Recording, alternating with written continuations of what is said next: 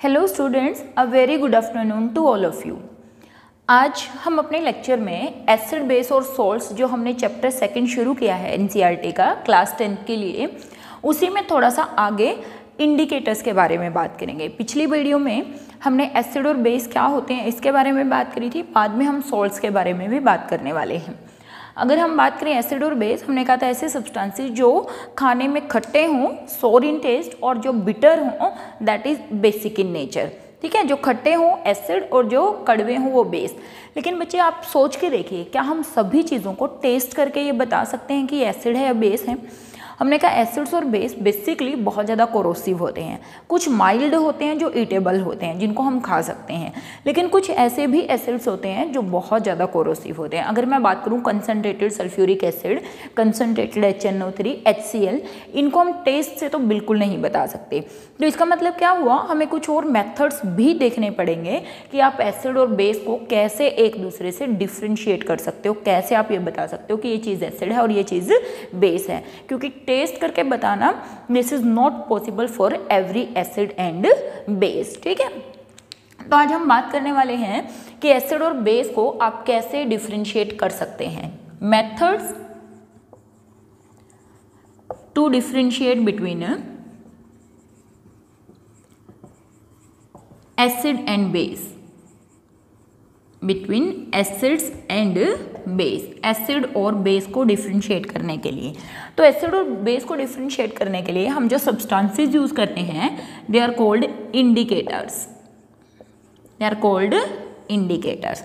Indicator नाम से indicate होता है। इंडिकेटर्स मीन्स ऐसे chemical substances which are used to differentiate between acid and base। ऐसे केमिकल सब्सटेंसेस जो एसिड और बेस को डिफरेंशिएट करने के लिए यूज किए जाते हैं that is called indicators. Means indicator ऐसे सब्सटेंसेस हैं जो जिनमें या तो कोई कलर चेंज होगा या किसी की स्मेल चेंज होगी, पर्टिकुलर तरीके से कुछ ना कुछ चेंज वो हमें दिखाएंगे। ऐसे सब्सटेंसेस को क्या बोला जाता है? इंडिकेटर्स बोला जाता है। तो what are indicators? Those chemical substances which are used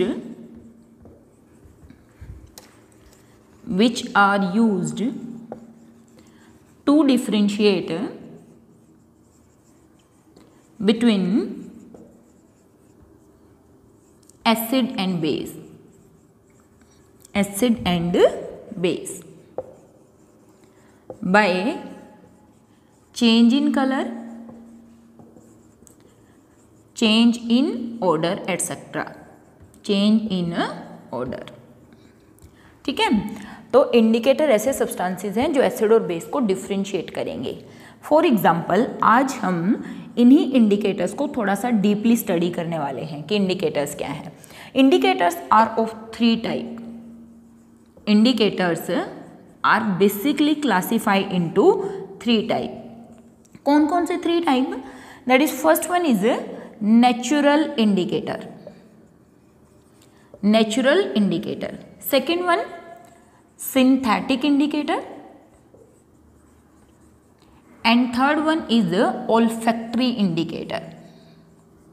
Olfactory indicator means basically indicators are classified into 3 type: natural, synthetic and olfactory indicator. बच्चे अगर मैं बिल्कुल सिंपल सा एग्जांपल दूं आपको, कई बार आप देखते हैं कि आपने कुछ खाना खाया, मीन्स सब्जी वगैरह अगर खाई और उसका स्टेन आपके कपड़े पर लग गया, सब्जी का स्टेन लग गया, तो उसके ऊपर जब साबुन अप्लाई किया जाता है तो यू फाइंड कि जो स्टेन है वो रेड हो जाता है। फिर उसको एक्सेस ऑफ वाटर से जब वॉश किया जाता है तो वापस वो येलो हो जाता है। ठीक है, और फिर जब उसको सुखाया जाता है तो आप देखते हैं कि वो वैनिश हो जाता है। मीन्स जो टर्मरिक आपके क्लोथ्स पर लग गई है जिसके कारण वो येलो स्टेन आपके कपड़ों में आया है, एक्चुअली में वो एसिड की तरह वहाँ पर बिहेव कर रही है। And when you apply soap on that, जब आप उसके ऊपर साबुन अप्लाई करते हैं तो इट टर्न्स टू रेड। तो वहाँ पे एसिड और बेस की न्यूट्रलाइजेशन रिएक्शन हो रही है। क्या हो रहा है? एसिड और बेस न्यूट्रलाइजेशन रिएक्शन, जिसके कारण करी का जो स्ट्रेन लगा हुआ है वो क्या हो जाएगा, साफ हो जाएगा। जैसे कल मैंने एक एग्जांपल दिया था आपको कि जब हम एक्सेस ऑफ फूड खाते हैं, स्पाइसी फूड खाते हैं, तो एसिडिटी की प्रॉब्लम हमारे स्टमक में हो जाती है। तो एसिडिटी किसके कारण है, ड्यू टू HCl। लेकिन फिर हमें जो रेमेडी दी जाती है, हमें कहा जाता है कि इनो ले लीजिए, वो बेस है। हमें कहा जाता है कि बेकिंग पाउडर थोड़ा सा ले लीजिए, बेकिंग सोडा डिसोल्व करके पानी में। उसका रीज़न क्या है, क्योंकि बेकिंग सोडा बेसिक होता है नेचर में, और एसिड और बेस आपस में रिएक्शन करके एक दूसरे के इफेक्ट को ख़त्म करके और किस चीज़ की फॉर्मेशन करते हैं, सोल्ट की फॉर्मेशन करते हैं, मतलब न्यूट्रलाइजेशन रिएक्शन करते हैं। एसिड और base mix with each other, cancel the effect of each other and convert into salt and water, and that reaction is called neutralization reaction. Similarly, मैंने कल आपसे एक क्वेश्चन और पूछा था कि जब एंट स्टिंग कर जाती हैं, कोई बिटल स्टिंग कर जाती है, तो हमें बहुत ज़्यादा इरिटेशन, बहुत ज़्यादा पेन होना शुरू हो जाता है। उसका रीज़न क्या होता है कि जो एंट का स्टिंग है उसके अंदर मिथेनोइक एसिड होता है। विच acid they contain methanoic acid. देखिए, गॉड ने बहुत छोटे छोटे क्रिएचर्स बनाए हैं, एंट है, बिटल है, वास्प हैं। आप देखिए वो क्या करती हैं, जब हम उनकी तरफ मूव करते हैं, बेसिकली उन्हें लगता है कि हम उनको मारने वाले हैं। तो गॉड ने क्या किया है, उनको खुद को प्रोटेक्ट करने के लिए उन्हें कुछ ऐसे छोटे छोटे सब्सटेंसेस प्रोवाइड किए हैं जिससे वो अपने आप को प्रोटेक्ट कर सकते हैं। तो उन्हीं में से एक है उनका sting which contain acid in it. तो जैसे ही उन्हें लगता है कि हम उन पे प्रहार करने वाले हैं, हम उनको मारने वाले हैं, वो उससे पहले हमें काट जाती हैं। ठीक है, तो उस कंडीशन में they introduce acid in our body which create strong irritation and swelling in it. तो हमें क्या कहा जाता है, पहले कहते थे कि आप क्या करिए, आयरन को रब कर लीजिए। बेसिकली ये भी कहा जाता है कि अचार रब कर लीजिए, ये कहा जाता है कि साबुन लगा लीजिए, टूथपेस्ट लगा लीजिए। तो ये सब जो रेमेडी सजेस्ट की जाती है हमारे पेरेंट्स के द्वारा, हालांकि हो सकता है उन्हें साइंस की नॉलेज ना हो, बट ये रेमेडीज़ जो है एक्चुअली में they are based on science. इसका मतलब जो एसिड सिक्रेट होता है हमारी बॉडी में, उसको नलीफाई किया जा सकता है, उसके इफेक्ट को ख़त्म किया जा सकता है बाय अप्लाइंग बेस। जैसे ही आप साबुन उसके ऊपर अप्लाई करते हैं तो acid and base neutralisation reaction होती है। तो सोप्स कैसी हुई, basic in nature. Toothpaste are also basic in nature, इसीलिए एसिड बेस न्यूट्रलाइजेशन होगी, इरिटेशन खत्म होगी और स्वेलिंग भी नहीं आएगी। मीन्स एसिड और बेस क्या करते हैं, एक दूसरे के इफेक्ट को खत्म करते हैं, न्यूट्रलाइज करते हैं, जिसको हम आगे पढ़ने वाले हैं। ठीक है, तो अभी हम बात कर रहे थे कि कैसे एसिड और बेस को डिफ्रेंशिएट करेंगे। भाई ये एसिड है, ये बेस है, ये कैसा है। तो उसके लिए हमें कुछ केमिकल सब्सटेंस यूज करने हैं, और वो केमिकल सब्सटेंस क्या है बच्चे, उनको बोलते हैं इंडिकेटर्स। हमने कहा indicators are of 3 type. Natural indicator, turmeric जो मैंने अभी एग्जांपल दिया, this is a natural indicator. ये कैसा इंडिकेटर है, नेचुरल इंडिकेटर है। तो एग्जांपल लिखे हम नेचुरल इंडिकेटर के। फॉर एग्जांपल लिटमस सॉल्यूशन या लिटमस स्ट्रिप्स भी बोल सकते हो। कल हमने बात करी थी कि लिटमस जो है लाइकन से ऑब्टेन करते हैं, और ये एसिड और बेस में अलग अलग कलर शो करते हैं। ठीक है, then we can talk about red cabbage leaves, red cabbage leaves and turmeric. These are some of the natural indicators which change their color in acidic and basic media. Litmus की हमने बात करी थी कि लिटमस क्या करता है, litmus solution अगर एसिड हुआ तो एसिड में ब्लू लिटमस किस में चेंज हो जाता है, रेड लिटमस में चेंज हो जाता है। और हमने बात करी कि अगर बेस हुआ तो बेस में ब्लू लिटमस तो क्या रहेगा, ब्लू ही रहेगा, रिमेन ब्लू। लेकिन अगर बेस में आप क्या करेंगे, रेड लिटमस डालेंगे तो वो किस में चेंज हो जाएगा, it change into blue litmus. Similarly अगर आप एसिड में रेड लिटमस डालेंगे तो वो रेड ही रहेगा। मीन्स अगर कोई सब्सटेंस हमने लिटमस सॉल्यूशन के अंदर डाला है, किसमें, एसिड, अगर ब्लू लिटमस में मैंने कोई सब्सटेंस डाला है, अगर उसका कलर रेड हो गया तो वो एसिड है, अगर उसका कलर चेंज नहीं हुआ तो वो क्या है, बेस है। Means with the help of litmus solution we can differentiate between acid and base. तो नेचुरल इंडिकेटर क्या हुए, those indicators which are provided by या which are obtained from nature, which are obtained from nature। ठीक है, for example this one, ठीक है। Then we will talk about synthetic indicators. Synthetic indicators नाम से ही पता चलता है सिंथेटिक, या they are also called man made indicator, they are also called man made indicator. For example methyl orange है, मिथाइल ऑरेंज है, फिनोफ्थलीन है, फिनोफ्थलीन, ठीक है। Methyl orange and phenolphthalein are the synthetic indicator. जो phenolphthalein होता है इसका खुद का कलर कलरलेस होता है, और जो मिथाइल ऑरेंज है नाम से ही पता चलता है वो ऑरेंज कलर का होता है, इसकी खुद की नेचर, ठीक है। तो what are synthetic indicators? Synthetic indicators क्या हुए? ऐसे indicators, those indicators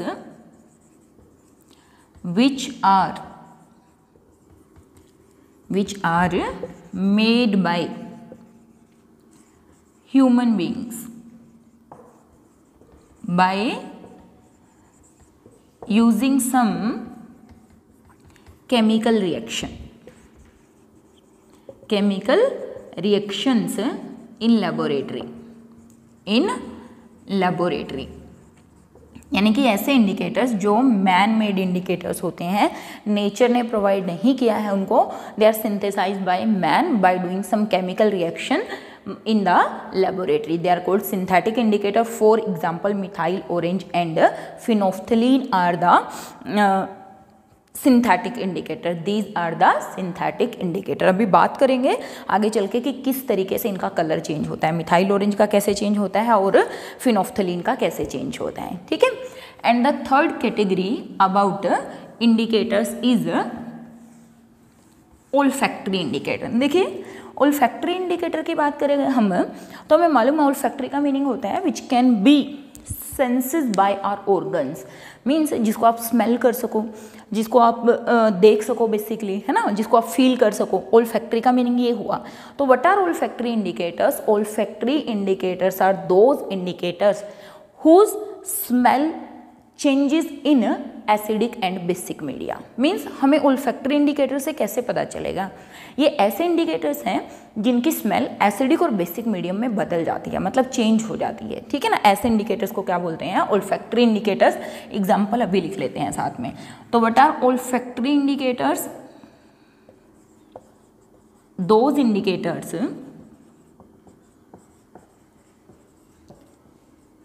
whose smell changes in acidic or basic medium। या आप ये भी बोल सकते हो कि ऐसे इंडिकेटर्स जिनकी स्मेल एसिड और बेसिक मीडियम में अलग अलग तरीके की होती है। मीन्स ऐसा जरूरी नहीं है कि हमेशा चेंज हो, लेकिन एसिड में या बेस में किन्हीं में एक में पक्का क्या होगी? चेंज होगी। ऐसे इंडिकेटर्स को क्या बोलते हैं? Olfactory indicators. Mean they show different smell in acidic और basic medium. For example onion leaves हैं,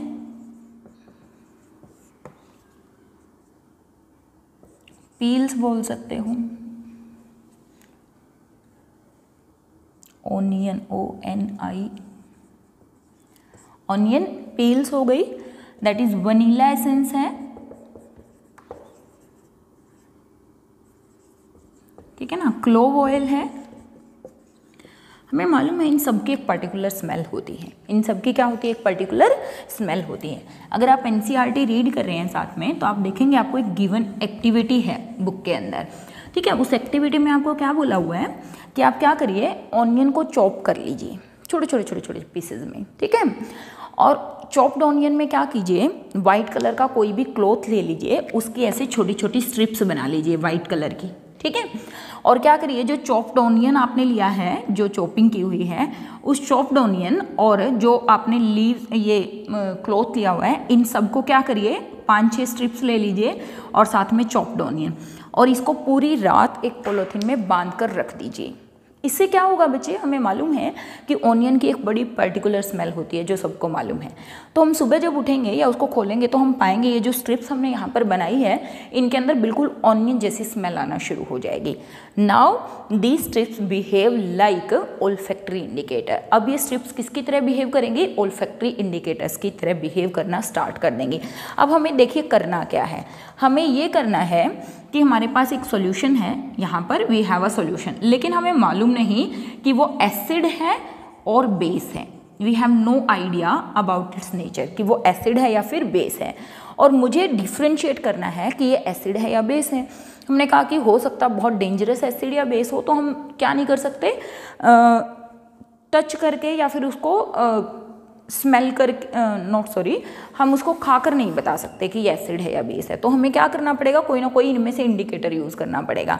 तो हमने क्या किया, एसिड और बेस को चेक करने के लिए मैंने ये जो ऑनियन की ये बनाई थी स्ट्रिप्स, इनको इसमें डिप कर दिया, इस सॉल्यूशन के अंदर इसको डिप कर दिया और डिप करके इसको बाहर निकाला, डिप करके इसको बाहर निकाला। देखिए अगर एसिड हुआ, स्मेल क्या करेगी, रिमेन्स एज सच, मीन्स अगर इसके अंदर हुआ एसिड तो जो ऑनियन की स्मेल है वो एज इट इज रहेगी, पर्टेन रहेगी। लेकिन अगर इसके अंदर हुआ बेस, स्मेल चेंजेस या स्मेल वेनिश, स्मेल क्या हो जाएगी, खत्म हो जाएगी। इसका मतलब ओल्फैक्टरी इंडिकेटर्स क्या करते हैं, they change their smell in basic medium but their smell remain as it in acidic medium. देखिए क्लोव ऑयल है, हमें मालूम है इसकी एक बहुत पर्टिकुलर स्मेल होती है। इसको भी जब आप किसी एसिडिक और बेसिक मीडियम में डालेंगे तो क्या करेगा क्लोव ऑयल, एसिड मीडियम में इसकी स्मेल एज इट इज रहेगी, लेकिन बेसिक मीडियम में क्या हो जाएगी, चेंज हो जाएगी, खत्म हो जाएगी। सिमिलरली वनीला एसेंस इसकी भी बड़ी पर्टिकुलर स्मेल होती है, वो चेंज हो जाएगी किसमें, बेसिक मीडियम में, but remains as it is in the acidic medium. Means these type of indicators we can use to differentiate between acid and base. ठीक है, तो एक छोटी सी एक्टिविटी हम लिखेंगे जिसमें हम चेंज इन कलर की बात करेंगे, किस चीज़ की, एसिड और बेसिक मीडियम में कैसे इनके कलर चेंज होंगे। तो यहाँ पे let we make a table. यहाँ पे हमने क्या किया, एक छोटा सा टेबल बनाते हैं। हमने लिख दिया CH3COOH, H2SO4, HNO3,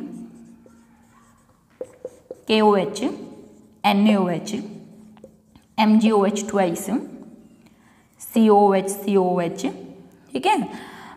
और भी आप लिख सकते हैं aluminium hydroxide and so on.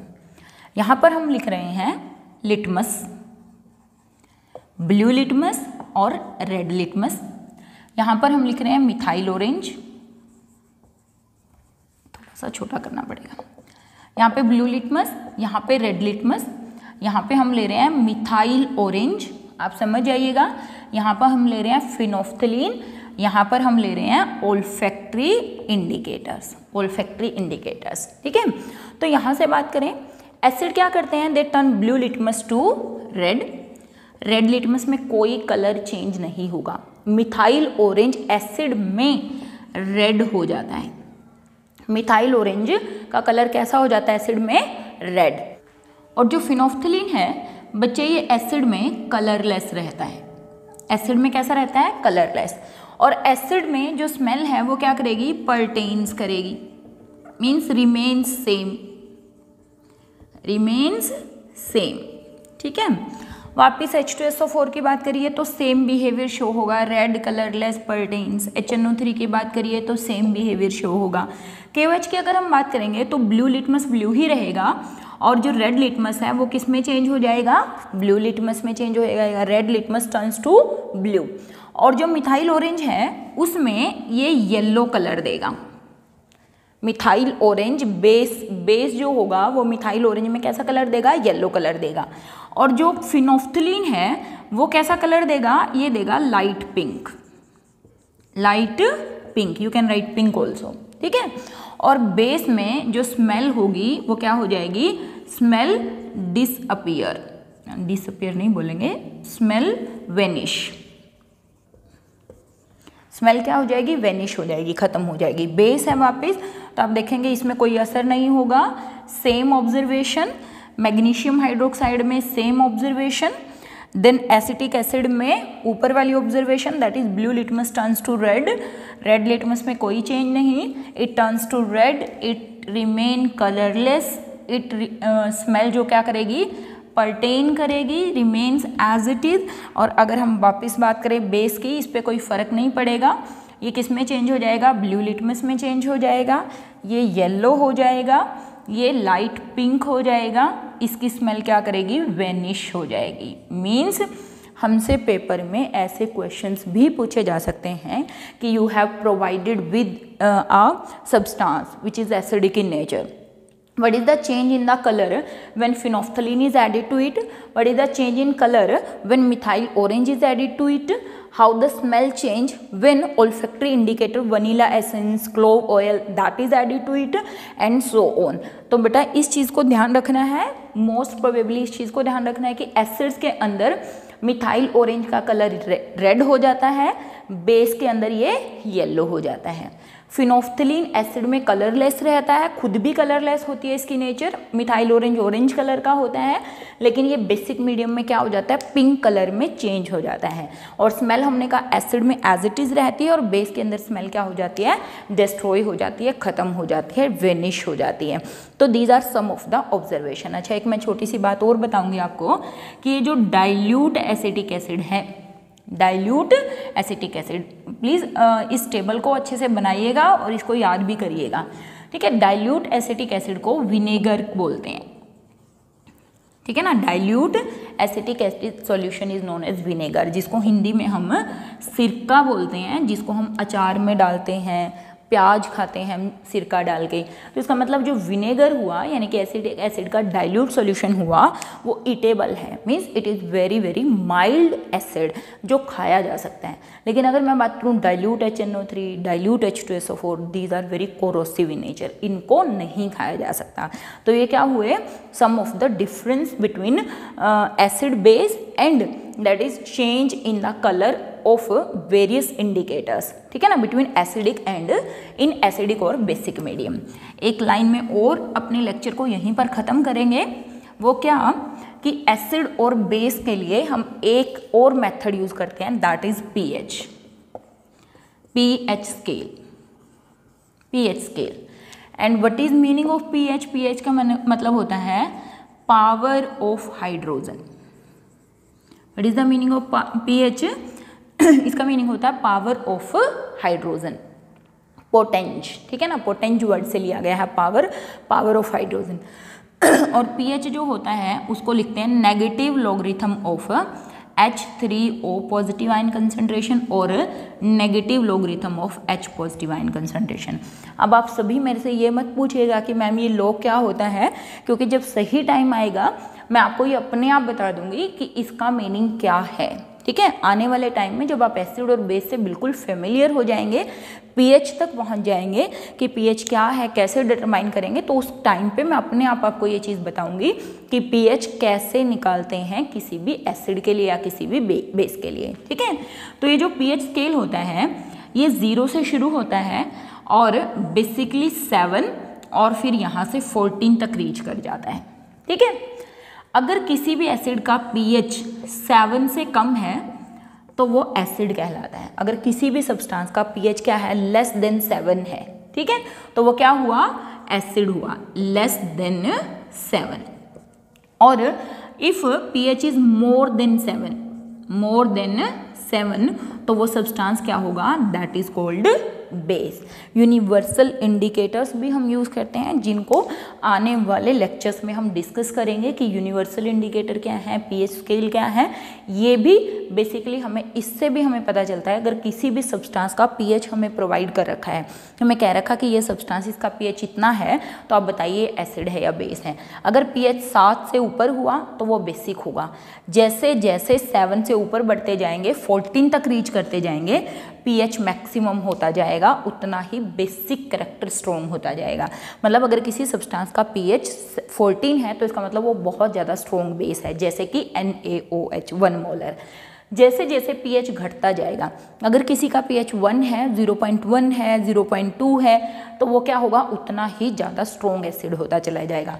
Lesser the value of pH, more will be the acidic strength, more the value of pH, more will be the basic strength. तो थोड़ा सा और डिस्कस करेंगे आने वाले लेक्चर्स के अंदर pH के बारे में, यूनिवर्सल इंडिकेटर के बारे में। तो बच्चे आज का लेक्चर यहीं पर ख़त्म करते हैं। होप आपने इसको एंजॉय किया होगा। Please stay at home, study करिए, be safe, have a good day.